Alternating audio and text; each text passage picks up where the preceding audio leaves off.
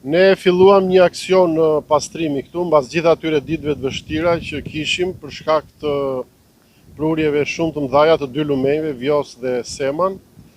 Gjatë atyre ditëve kemi bërë një inspektim të dy zonave bregdetare. Këtu jemi në zonën e Darzezës ose në plazhin e Darzezës, ndërkohë që mbas saj do të vazhdojmë edhe në zonën e Semanit. Kemi bërë një plan masash për pastrimin e gjithë bregdetit.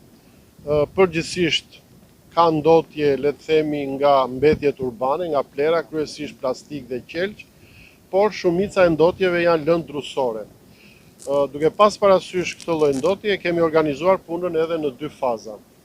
Fillimisht do të bëjmë mbledhjen duke i qëmtuar me dorë gjitha, siç e shikoni me një grup punëtorësh që kemi sjellë për gjithë mbetjet urbane, pra plastikën dhe qelqin, dhe pastaj me mjetet më të rënda që kemi sjellë kamionat skrepa, do të vazhdojmë me gjithë pastrimin e mbetjeve drusore.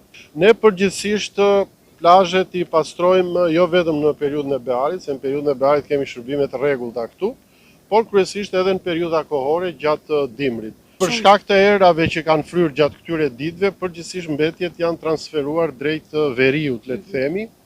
Pra, Grykderdhja e Vjosës i ka sjellë diku, këtu ku jemi ne, dhe Grykderdhja e Semanit i ka spostuar pak më në verit.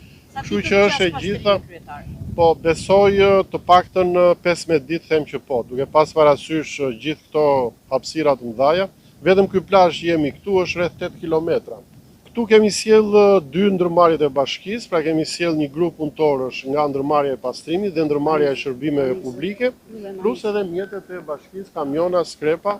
Dhe po tjetë nevoja, mund të sjellim në ditët në vijim edhe një makinë më speciale, siç është graderi që kemi në bashki, apo edhe ajo pajisja që ndofta ju e keni parë në periudhën e bearit, e cila bën shoshitjen e rërës, dhe ajo është i jep, le të themi, atë dorën përfundimtare. Në fundjavë do të kemi edhe vullnetar, nëse do duan të bashkojnë këtij procesi. Ajo që ndodhi para 2 javësh ishte një situatë e pandodhur, dhe sidomos Semani, sepse edhe Semani kishte goxha prurje për shkak edhe të shkarkimeve që u bën nga hidrocentrali Banjës, edhe për hir të vërtetës edhe Semani solli goxha mbetje.